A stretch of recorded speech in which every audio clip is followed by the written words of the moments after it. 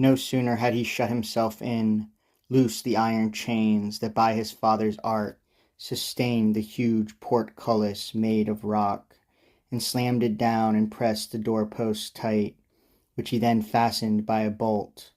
Then, look! Terentius was come in frenzied anger and scanning every entry.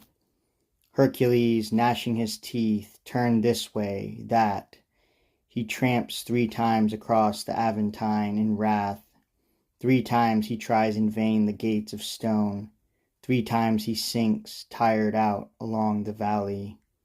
But from the cavern's roof there rose a sharp flint cliff with sheer rock faces on all sides.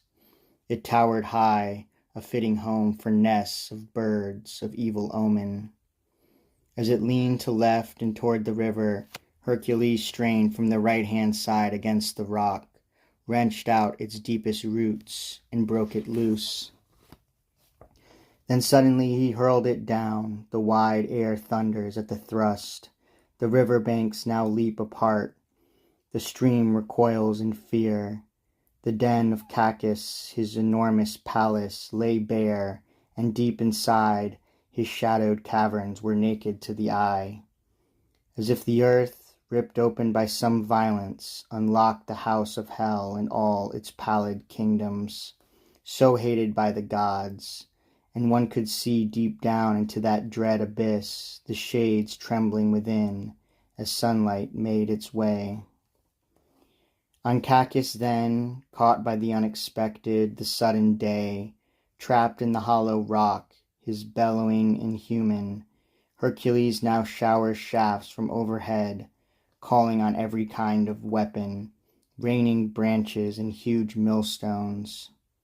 With no escape from danger, the monster belches black smoke from his jaws, amazingly, and overwhelms his dwelling with blinding soot that rips sight from the eyes, gathering fog and night within the cavern, and shadows that are mingled in with fire. The rage of Hercules was past all patience. He threw himself through flames. He leaped headlong just where the smoke rolled in thick waves, a cloud of darkness surging through the giant grotto. And here, as Cacus vomits useless fires within that black mist, Hercules grips him as in a knot, and clinging, squeezes out his strangled eyes, his throat run dry of blood. At once the house of darkness is thrown open, the doors torn off, the stolen oxen and the perjured plunder plain before the heavens. The shapeless corpse is dragged out by the feet.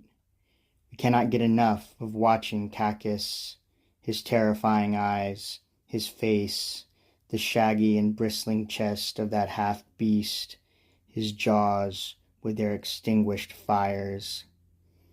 From that time on, the fame of Hercules is celebrated, and happy generations keep this day. Potitius especially was founder of this observance. The Pinarii are keepers of the rites of Hercules.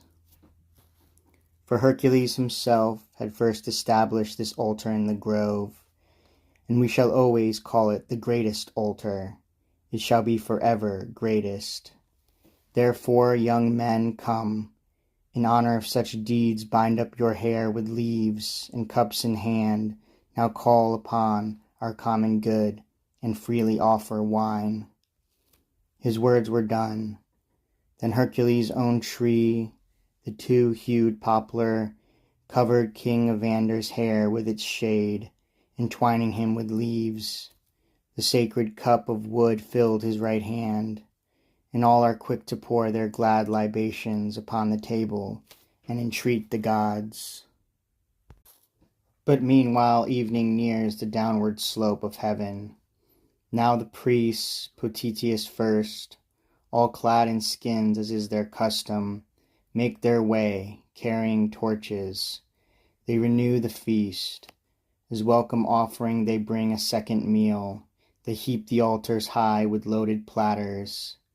Then the Salii, their temples bound with poplar branches, sing around the kindled altars. One a choir of youths, the other of old men, who chant the praises and the deeds of Hercules.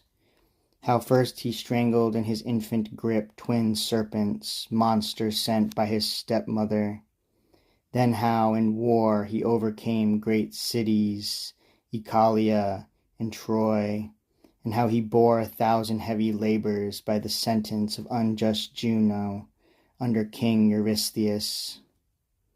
By your own hand, unconquered one, you killed both Pholus and Helios, double-limbed sons of the clouds. You killed the Cretan monsters, the giant lion under Nemea's rock.